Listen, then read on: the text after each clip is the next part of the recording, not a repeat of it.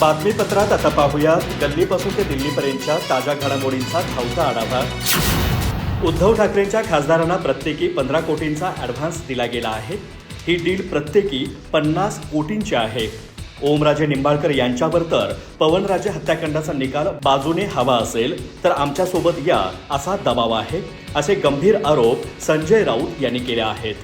उद्धव ठाकरेंचे 6 खासदार फुटणार या वृत्ताने खळबळ उडालीच होती। त्यातच संजय राऊतांच्या आरोपांनी गौप्यस्फोटाचा धमाका केला। महाराष्ट्राच्या राजकारणात खळबळ उडवून देणाऱ्या ऑपरेशन टायगरवर अखेर शिवसेना उद्धव बाळासाहेब ठाकरे पक्षाने मोठी पत्रकार परिषद घेऊन आपली आक्रमक भूमिका स्पष्ट केली आहे। अरविंद सावंत, अनिल देसाई, राजाभाऊ वाजे आणि संजय राऊत यांनी एकत्र येत बंडखोरी करणाऱ्यांना थेट इशारा दिला। हा लोकशाहीचा केलेला तमाशा असून आता पुन्हा जर कोणी शिवसेना फोडण्याचा प्रयत्न केला तर महाराष्ट्रातील जनता आणि शिवसैनिक गप्प बसणार नाहीत, असं या नेत्यांनी ठणकावून सांगितलं। खासदार संजय राऊत यांनी काल रात्रीच्या घडामोडींचा खुलासा केला। काल रात्री 11 वाजेच्या सुमारास मला एका विश्वासू सूत्राने माहिती दिली की महाराष्ट्रातील खासदारांना विकत घेण्याची मोठी डील झाली आहे। प्रत्येकी 50 कोटी रुपयांना खासदारांना विकत घेतलं जात असून काल रात्रीच 15 कोटींचा ॲडव्हान्स दिला गेल्याची धक्कादायक माहिती समोर आली आहे। मी ती लगेच सोशल मीडियावर जाहीर केली। हे सर्व खासदार मशाल चिन्हावर आणि उद्धव ठाकरेंच्या मेहनतीवर निवडून आलेत, त्यामुळे त्यांना बेईमानी करण्याचा कोणताही अधिकार नाही। ज्यांना आता जायचं असेल त्यांनी खासदारकीचा राजीनामा द्यावा आणि मग जावं। महाराष्ट्राच्या राजकीय वर्तुळात तब्बल 2 दशकांपासून गाजणाऱ्या आणि 2006 मध्ये झालेल्या बहुचर्चित पवनराजे निंबाळकर दुहेरी हत्याकांड खटल्याचा निकालाची प्रतीक्षा आणखी काही दिवसांनी वाढली आहे। या प्रकरणाचा अंतिम निकाल काल 16 जून रोजी लागण्याची दाट शक्यता होती, मात्र निकाल देण्यासाठी आणखी काही दिवसांच्या अवधीची गरज आहे, असं न्यायाधीशांनी स्पष्ट केलं। त्यामुळे मुंबई सत्र न्यायालयाने या संवेदनशील खटल्याची पुढील सुनावणी आता येत्या 20 जून रोजी निश्चित केली आहे। त्यापूर्वीच हे आरोप सुरू झालेत। शिवसेना ठाकरे गटातील खासदारांच्या फुटीच्या चर्चांमुळे राज्यातील राजकीय वातावरण चांगलंच तापलं आहे। या पार्श्वभूमीवर आता शिंदे गटाचे नेते उदय सामंत यांनी ठाकरे गटाचे प्रमुख उद्धव ठाकरे यांच्यावर जोरदार हल्लाबोल केला आहे। पक्षात कोणाशी संपर्क ठेवायचा नाही, संवाद साधायचा नाही आणि आपल्याच आमदार खासदारांना भेटायचे नाही, अशीच परिस्थिती यापूर्वीही निर्माण झाली होती, अशा शब्दात सामंत यांनी उद्धव ठाकरे यांच्या नेतृत्व शैलीवर प्रश्नचिन्ह उपस्थित केले। नांदेड येथे माध्यमांशी संवाद साधताना त्यांनी ठाकरे गटातील संवादाच्या अभावाकडे बोट दाखवले। ठाकरे गटातील खासदारांच्या कथित बंडाबाबत विचारले असता उदय सामंत यांनी अत्यंत सावध भूमिका घेतली। ते म्हणाले की सध्या तरी कोणतेही बंड अधिकृतपणे झालेले नाही, ते ना दूरचित्रवाणी वाहिन्यांवर दिसले ना सोशल मीडियावर समोर आले आहे, त्यामुळे थेट बंड झाले आहे असे म्हणणे सध्या तरी योग्य ठरणार नाही। भविष्यात काय राजकीय घडामोडी होतील हा पूर्णपणे भविष्यातील विषय आहे, त्यामुळे त्यावर आत्ताच भाष्य करणे मी टाळेल। बंडाच्या थेट चर्चावर सावध बोलणाऱ्या सामंत यांनी ठाकरे गटातील अंतर्गत नाराजीच्या मुख्य कारणावर मात्र थेट बोट ठेवले। लोकप्रतिनिधींना पक्षात मिळणाऱ्या वागणुकीवर आक्षेप घेत ते म्हणाले, आमदार असो वा खासदार, पक्षातील लोकांशी संपर्क न ठेवणे आणि संवाद न साधणे ही जुनीच पद्धत आहे। नेमकी अशीच परिस्थिती यापूर्वीही निर्माण झाली होती। त्यांच्या या विधानाचा रोख थेट उद्धव ठाकरेंच्या कार्यपद्धतीकडे असल्याचे स्पष्ट दिसून आले। शिवसेना उद्धव बाळासाहेब ठाकरे गटातील संभाव्य फुटीच्या चर्चांदरम्यान खासदार राजाभाऊ वाजे यांनी आपली भूमिका स्पष्ट करत आपण पक्ष सोडणार नसल्याचं ठामपणे सांगितलं आहे। मी पक्ष सोडणार नाही, मी पहिल्या दिवसांपासून उद्धव बाळासाहेब ठाकरे यांच्यासोबत आहे आणि यापुढेही त्यांच्यासोबतच राहणार, अशा कडक शब्दांमध्ये वाजेंनी आपली भूमिका स्पष्ट केली आहे। त्यांच्या या विधानामुळे ठाकरे गटाला मोठा दिलासा मिळाला आहे। माध्यमांशी संवाद साधताना राजाभाऊ वाजे म्हणाले की माझा इतर कोणाशीही संपर्क झालेला नाही।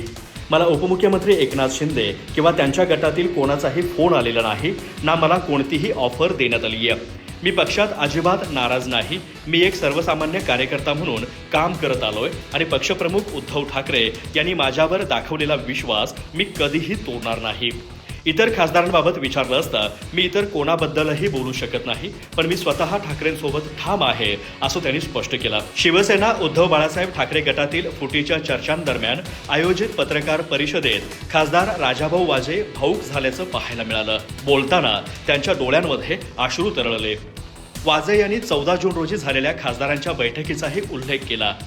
त्या बैठकीला 4 खासदार प्रत्यक्ष उपस्थित होते तर 5 खासदार ऑनलाईन सहभागी झाले होते।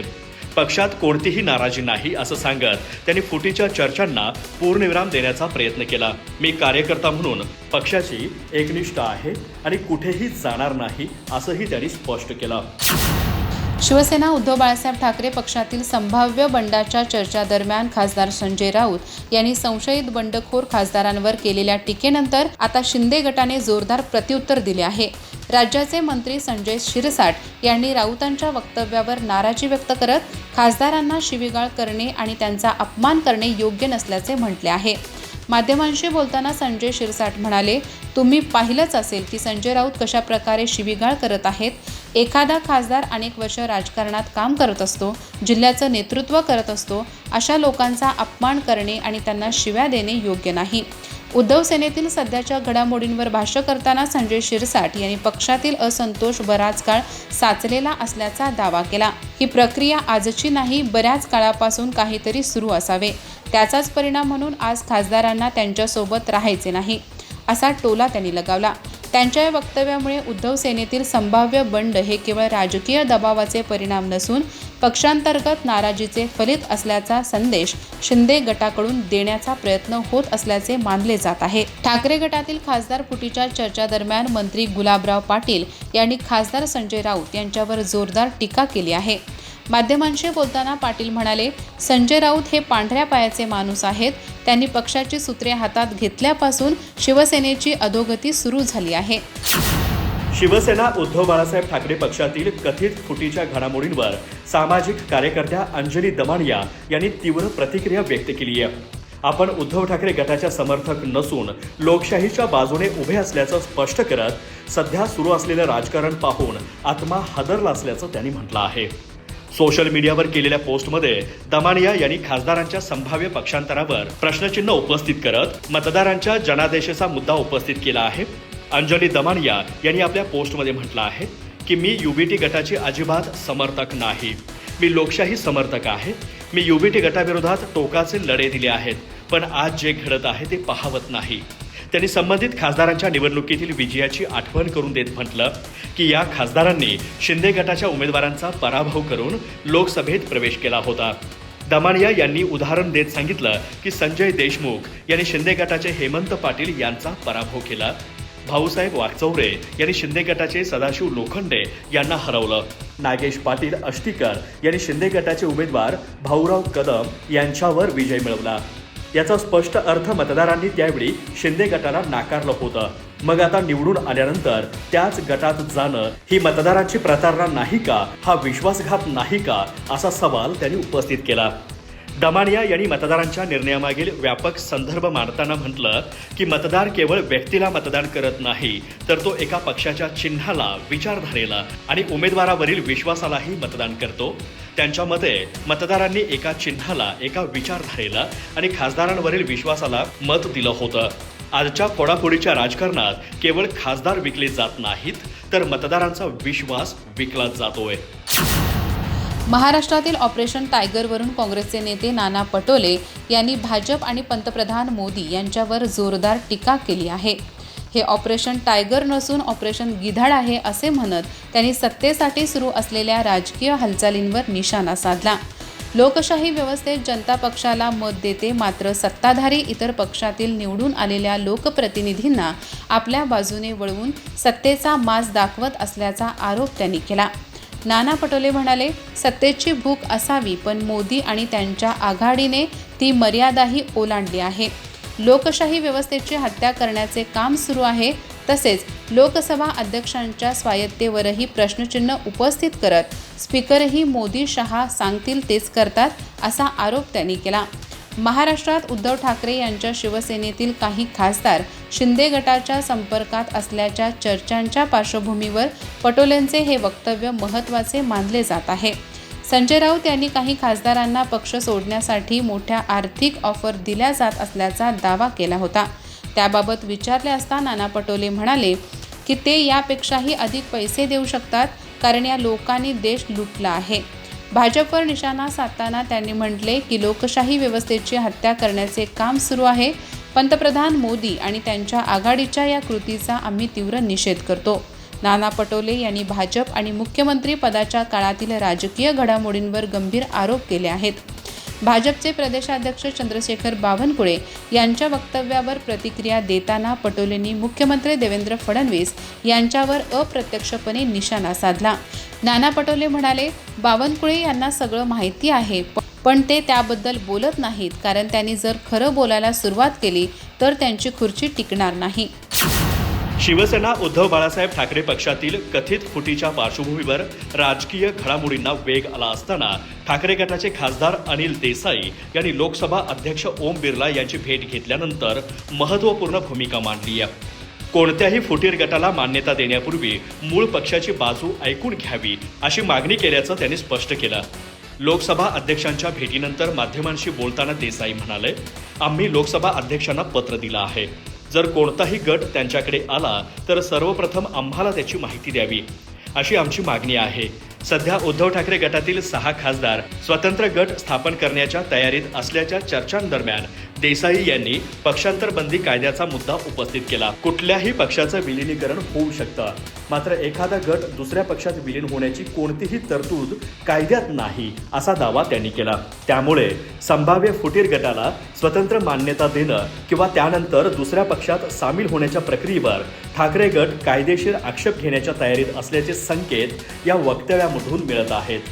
यापूर्वीच शिवसेना उद्धव बाळासाहेब ठाकरे संसदीय पक्षाचे नेते अरविंद सावंत यांनी लोकसभा अध्यक्षांना अधिकृत निवेदन सादर केलं होतं. त्यामध्ये संसदेतील शिवसेना उद्धव बाळासाहेब ठाकरे हाच एकमेव अधिकृत पक्ष म्हणून कायम मान्यता द्यावी, तसेच कोणत्याही फुटीर गटाला स्वतंत्र दर्जा, सुविधा, विशेष अधिकार किंवा मान्यता देऊ नयेत अशी मागणी करण्यात आली आहे. तसेच अशा कोणत्याही मागणीवर निर्णय घेण्यापूर्वी ठाकरे गटाला आपली बाजू मांडण्याची संधी द्यावी असं पत्रात नमूद करण्यात आलं आहे. राज्यात सुरू असलेल्या ऑपरेशन टायगरच्या चर्चांवर भाजप प्रदेशाध्यक्ष तथा महसूल मंत्री चंद्रशेखर बावनकुळे यांनी प्रतिक्रिया देत भाजपचा या घडामोडींशी कोणताही संबंध नसल्याचे स्पष्ट केले. पंतप्रधान नरेंद्र मोदी यांच्या नेतृत्वाखाली महाराष्ट्राला मजबूत सरकार मिळाले असून देवेंद्र फडणवीस हेच राज्याचे मुख्यमंत्री आहेत असे त्यांनी ठामपणे सांगितले. तसेच संजय राऊत यांनी खासदारांना 15 कोटीचा ॲडव्हान्स दिल्याचा केलेला दावा अत्यंत चुकीचा आणि बिनबुडाचा असल्याचे त्यांनी म्हटले. बावनकुळे यांनी उद्धव ठाकरे यांच्या कार्यशैलीवर थेट निशाणा साधताना म्हटले की उद्धव ठाकरेंनी आधी स्वतःचा पक्ष सांभाळावा, त्यांचे आमदार आणि खासदार त्यांना सोडून का चालले आहेत, आपले लोक कुठे जात आहेत आणि का जात आहेत याचे त्यांनी आत्मचिंतन करण्याची गरज आहे. आपल्याच लोकांना सांभाळता येत नसल्याने विरोधक भाजपवर नाहक आरोप करत असल्याचा टोला त्यांनी लगावला. राज्यातील नेतृत्वावर बोलताना बावनकुळे यांनी देवेंद्र फडणवीस यांचे कौतुक केले. पंतप्रधान नरेंद्र मोदी यांच्या नेतृत्वात महाराष्ट्रात अत्यंत लोकप्रिय आणि मजबूत मुख्यमंत्री म्हणून देवेंद्र फडणवीस काम पाहत आहेत. राज्याला एक मजबूत सरकार मिळाले असून देवेंद्र फडणवीस हेच राज्याचे मुख्यमंत्री आहेत असे म्हणत त्यांनी सरकार पूर्णपणे स्थिर असल्याचा संदेश दिला. संजय राऊतांनी रोज उठून खोटे आरोप करण्याऐवजी आपल्या पक्षात चाललेला असंतोष पाहावा असा खोचक सल्लाही बावनकुळे यांनी दिला आहे. अधिक माहिती आणि ताज्या घडामोडींसाठी आजच आमचे चॅनल सबस्क्राईब करा.